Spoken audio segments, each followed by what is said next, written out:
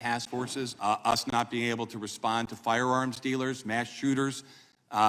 There's a variety of important public safety things that ATF is stretched very thin to do as it is now. And what could ATF accomplish with greater resources? With greater resources, all of those things I talked about, helping to catch shooters and trigger pullers with local law enforcement, helping to try and make sure we're getting to them the crime gun intelligence they need to see who are the trigger pullers, who are the worst of the worst, and how can we work together to catch them and put them in jail. We could do more to support them. Everywhere I go in this country, I talk to chiefs, sheriffs, community members. And it doesn't matter if it's in the middle of the country or on a coast, in a sheriff's department, in a rural area, or on a suburb or in a city. They all say the same thing to me, all of them. Send us more ATF resources so we can help fight violent crime.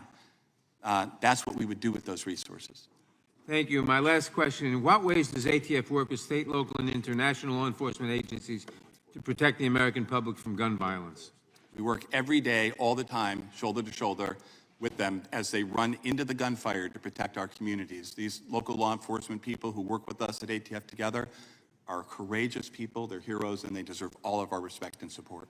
Thank you very much, and accept my congratulations on a job well done, and I yield back. Gentleman's time to expire. Mr. Chairman, I ask unanimous consent that the ATF Director article dated 4/25/2023 be placed into the record. Without objection.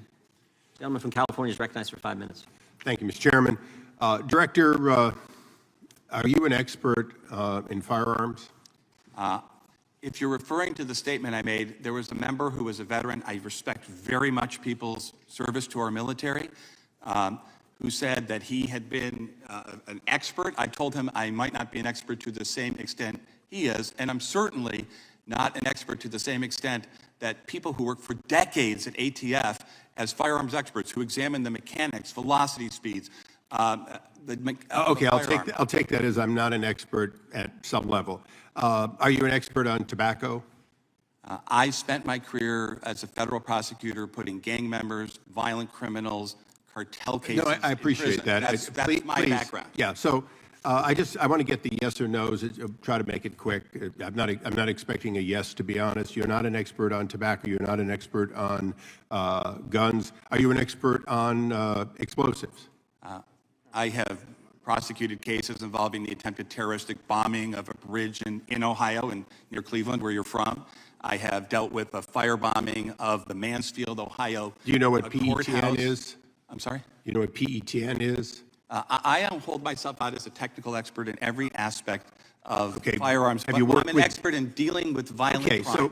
So you know what a prosecutor knows. You have no expertise specifically in what the men and women of the ATF in various stages are experts on. Is that correct?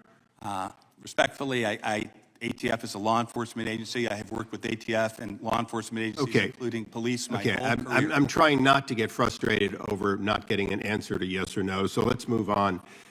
During your earlier testimony, you just said that that you look at behavior to decide about rulemaking. Is that correct? That's what I heard.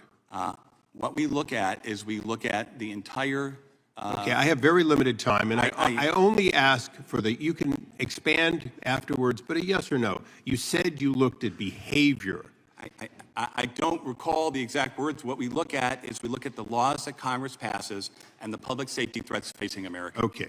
So as you look at behavior, which the record will show you were saying, does the Second Amendment, the Constitution, forgetting about statute, because you can forget about statute, Constitution clearly trumps statutes.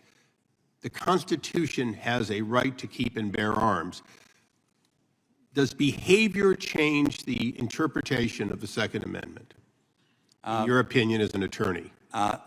I think the Supreme Court has ruled, and more than once, that the right to keep and bear arms is an individual right possessed by Americans. So we have a right to keep and bear arms.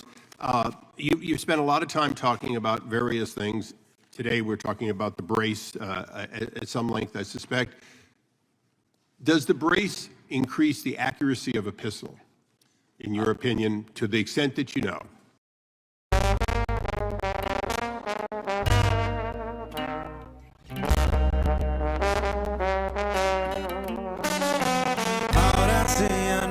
siento triste.